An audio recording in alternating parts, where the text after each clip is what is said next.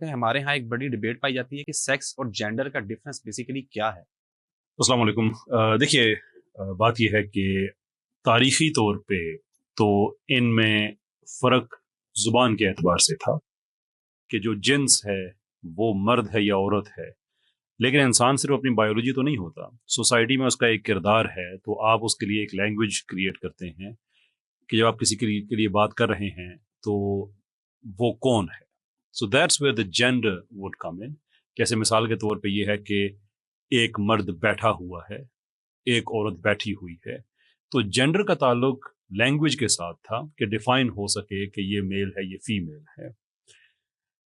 ये बहुत बाद में जाके जॉन मनी बड़ा क्या मैं कहूँ, एक सेक्चुअली आप कह सकते हैं एक सिक माइंडेड आदमी जो इनका हीरो है, उसने ये पहली दफ़ा ये आइडिया दिया था कि जेंडर और सेक्स को आप अलग-अलग से करें इन अ वे कि जो जिन्स है वो उसका ताल्लुक बायोलॉजी के साथ है, और जो सिन्फ है या जो जेंडर है ये एक सोशल कॉन्स्ट्रक्ट इस तरह से है कि ये दोनों सेपरेट हैं।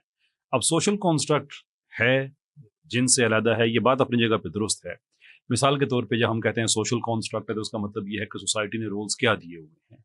सो मर्द को एक रोल दिया हुआ है कि वो बाहर जाके काम करेगा, औरत को है कि वो ज़्यादा केयरिंग नेचर की है, तो सोसाइटी में वो जॉब्स जहाँ पे केयर की ज़्यादा ज़रूरत होती है, जैसे टीचिंग हो गई या हॉस्पिटल्स की चीज़ें हो गई, ये औरतों के लिए। तो ये सोसाइटी में मुख्तलिफ सोसाइटीज़ में मुख्तलिफ तरह के आइडियाज़, लेकिन कहने का मतलब ये है कि मर्द और औरत ये एक डिफरेंस उसमें रहा। तो सोशल कॉन्स्ट्रक्ट इस हद तक तो बिल्कुल ठीक है, लेकिन ये जो मौजूदा उसकी इंटरप्रिटेशन है वो ये है कि जिन्स क्या है इट डजंट मैटर, सिर्फ आपकी एक शिनाख्त है। तो अगर कोई मर्द कह रहा है कि मेरी सिनफी शिनाख्त यह है कि मैं औरत हूं, तो उसको औरत ही माना जाएगा। यानी कि जो ऑब्जेक्टिव हकीकत है उसको पीछे छोड़ दें, जो उसका सब्जेक्टिव क्लेम है उसकी बेस पे बात करें। हम ये कहते हैं कि अगर आप ये कहते हैं कि ये इनर मोस्ट फीलिंग है, तो इनर मोस्ट फीलिंग तो पर्सनल होती है ना।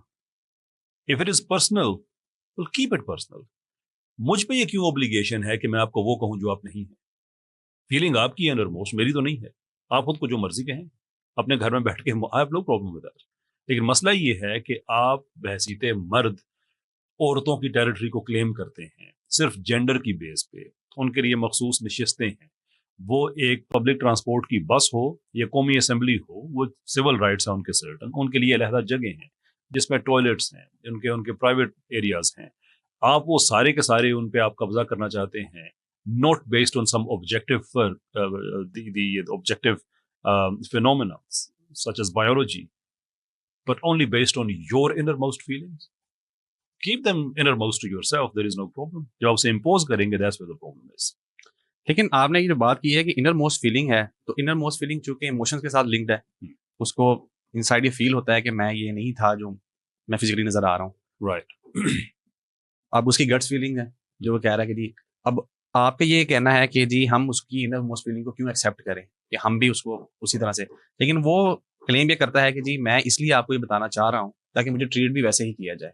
अगर मैं इसको थोड़ा ओपनली कहूँ कि अगर एक मर्द क्लेम करता है कि जी मैं खातून हूँ, तो वो चाहता है कि मुझे ज़्यादा मोहब्बत दी जाए, मुझे ज़्यादा मोहब्बत से ट्रीट किया जाए। इसलिए वो चाहता है कि मुझे सारी की सारी वो फैसिलिटीज़ भी मिलें जो ख़वातीन को मिलती हैं। उसकी ये चाहत रखने पे हमें कोई एतराज़ नहीं है। जब वो इस चाहत को इम्पोज करेगा किसी पे, तो फिर मसला होगा। सो मिसाल के तौर पे मेरी ये चाहत हो सकती है, बड़ी ही अवामी एग्जांपल है, लेकिन हम जिस टॉपिक पे बात कर रहे हैं it is not an intellectually stimulating topic. So let us से एक आदमी की ख्वाहिश हो सकती है कि वो किसी औरत से कहे कि ये औरत के बारे में उसकी ख्वाहिश होती है कि मैं इसका हस्बैंड हूँ।